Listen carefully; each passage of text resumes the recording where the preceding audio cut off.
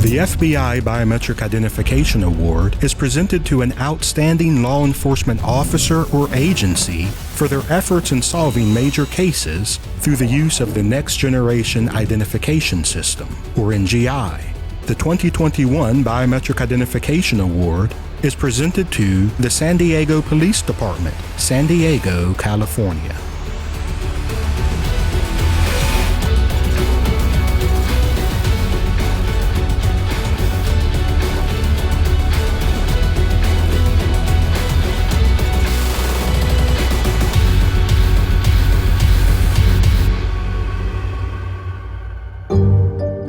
In May of 1987, a murder occurred in East San Diego.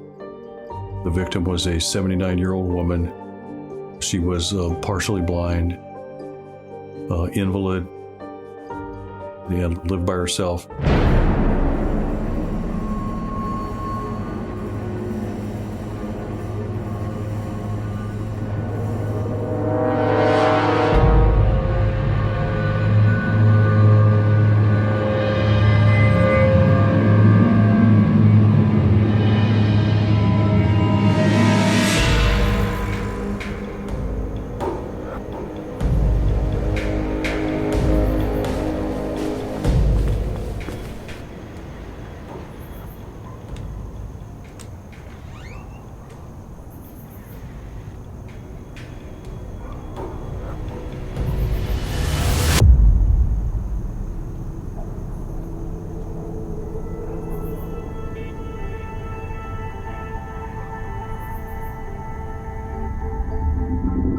My name is Tony Johnson. I'm a senior district attorney investigator assigned to the cold case team of the San Diego District Attorney's Office.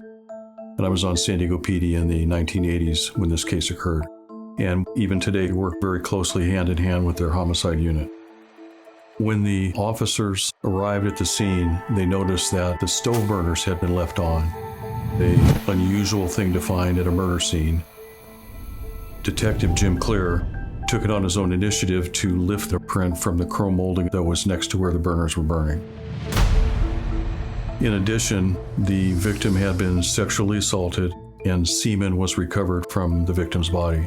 But back in 1987, there was no DNA database, and the availability of latent print computer databases was very limited.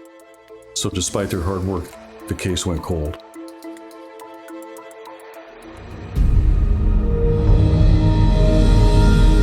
Back in the early 2000s, a new possibility in law enforcement had been developed, a DNA database. And the cold case detectives of San Diego PD at that time took the DNA profile and entered it into the CODIS database.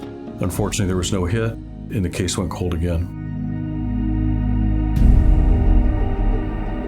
As part of a switch from the old latent print ALP system to the new one, latent print examiner Tom Washington was transferring cases from the old database into the new one.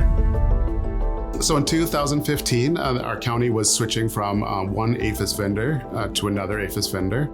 At the time, their images weren't compatible. Each department was responsible for editing their own prints and then searching locally.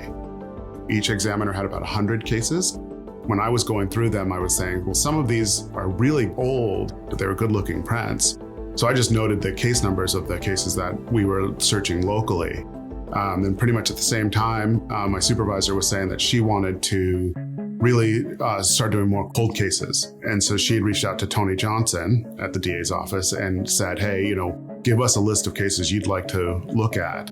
And when he gave us the list, some of the cases that he had were some of the cases that I had marked.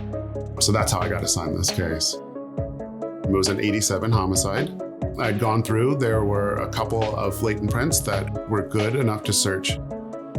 After searching the print from the case through our local system, didn't get a hit.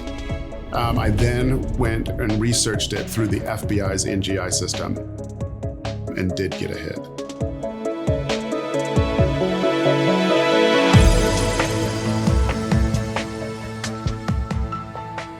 This fingerprint hit was huge because finally, after 31 years, we had a solid lead as to who this offender might be. Now, the fingerprint itself doesn't necessarily mean that Mr. Ford is the killer, but it certainly will allow us to get a search warrant to travel to North Carolina to get Mr. Ford's DNA. We got his DNA and compared it to the DNA from the crime scene, and it was a match. We were able to find out that Mr. Ford worked for a company called Wheelchair Transport. That company employed drivers to give people rides to their doctor's office and to hospitals, people who couldn't drive themselves. And we found a receipt from Wheelchair Transport dated 2 days before the victim's murder that indicated that she'd gotten a ride from this transport company. So Mr. Ford was tied to the scene of the crime through number one, a fingerprint in a very unusual location, number two, semen taken from the victim's body, and then number three, he was employed by a company who was at the victim's house just 2 days before her murder. Mr. Ford was sentenced to life without parole. He's currently in a California state prison in Salinas, hopefully the rest of his life. The reason I'm staying around, because I'm no spring chicken, is just because we're getting all these hits. And I've worked cold cases since 2004 or 2005. So you live with all these cases, you read them all, and they're kind of like become, I want to say, part of the family. But and then all of a sudden to have that tool to this case that you've read 15 times and you've tried interviews, and all of a sudden, boom, you get a hit. This NGI stuff is cool stuff. I mean, it's neat. Tap into the power of NGI. To learn more about using NGI services, go to www.fbi.gov. To submit for the Biometric Identification Award, send an email to biometrichit@leo.gov.